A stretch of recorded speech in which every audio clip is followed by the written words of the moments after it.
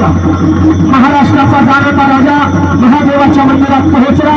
12 पगड अतिशय बलेदार बरोबर आहे. शिवराजाने उजवा हात महादेवाच्या पिंडीवर धरलेला आहे. कमळाची संसार उपाशी शिवराजे संसार उपाशी साप दिसतो. राजाने उजव्या हातावर मारले.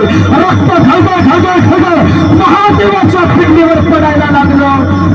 राजा बोलत झाला, ए महादेवा, आतापर्यंत तुला अभिषेक झाले असतील. दह्याचे दुधाचे तुपाचे अभिषेक दह्याचा